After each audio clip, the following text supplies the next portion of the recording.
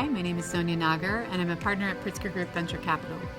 So we're a venture capital fund focused on making investments in consumer, healthcare, and enterprise technology companies that are at the early stage.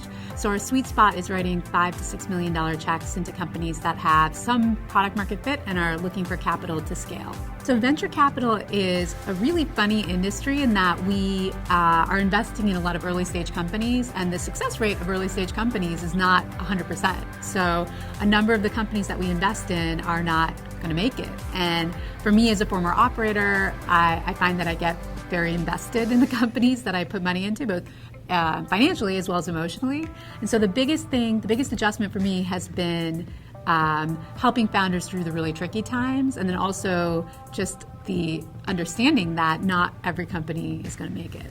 So the best business advice I actually got from my dad, and it was around leadership style and the responsibilities of a leader. And he made the comment to me at one point in my career that respect is really earned and it's not taken, and that the best leaders are service-driven. You really have to come into work every day and think about, for the people who work for you, what can you do to help them be successful versus what do you need to do for you to be successful? Because as a leader, if you're empowering all the people underneath you, the high tide rises all ships.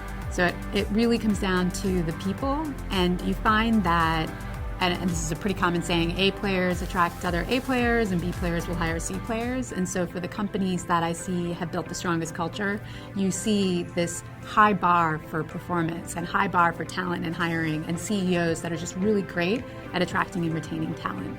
One of the things that I learned when I was a founder was that you have to always be hiring, and I've kind of kept that with me throughout my career. So since being a founder 6-7 years ago, I collect people that I think are interesting, and I consider it to be building my mafia. So PayPal is one of the best examples of a talent network where you look at the founding team of PayPal and even the early employees at PayPal, and they've all gone on to do really interesting, amazing things. And so I think about it like, as I meet really interesting, smart people, even if I don't know how we might work together in the future, I try to build and cultivate those relationships. So when an opportunity arises, hopefully there's 5 or 6 people that I can think of top of mind that are the right fit. So the analogy that I've heard used before is that raising venture capital is kind of like a marriage with no divorce, because once you take money from somebody, especially if they give you a big check, oftentimes they're taking a board seat and you can't, legally, you're kind of stuck with them.